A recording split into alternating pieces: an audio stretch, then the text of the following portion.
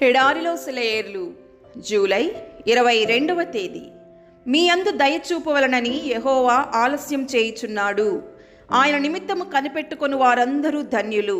యెషయా గ్రంథము 30వ అధ్యాయము 18వ వచనం. దేవుని కోసం కనిపెట్టి చూడడం గురించే మనం ఎప్పుడూ ఆలోచిస్తూ ఉంటాం.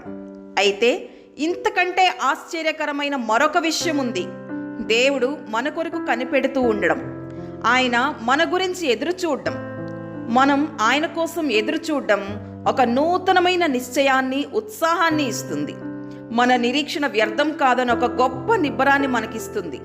రండి, ఇప్పుడే మనం నిరీక్షణ ఆత్మతో దేవుని గురించి కనిపెడదాం. అసలు అదంటే ఏంటో తెలుసుకుందాం. తన పిల్లలందరి కోసం ఆయన ఊహకందనంత మహిమాన్వితమైన ప్రయోజనాలను ఆశించి ఎదురు చూస్తున్నాడు. నువ్వు అనవచ్చు, ఆయన నాపై దయ చూపాలని నా కోసం ఎదురు చూస్తున్నాడు. సరే గాని నేను వచ్చి ఆయన కోసం కళ్ళు కాయలు గాచేలా ఎదురు చూచినా నేను అడిగిన సహాయం చెయ్యడే?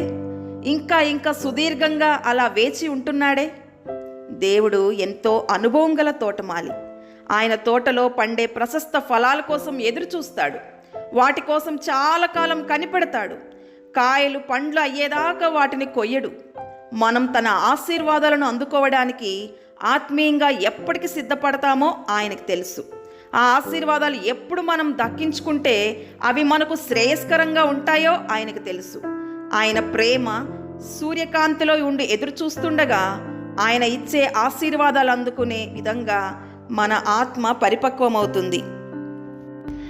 ఇది ఎంత అవసరమో శ్రమల మేఘాలు ఆవరించిన వేళ వాటి నుండి కురిసే దీవెనల జల్లుతో తడవడం కూడా అంతే అవసరం.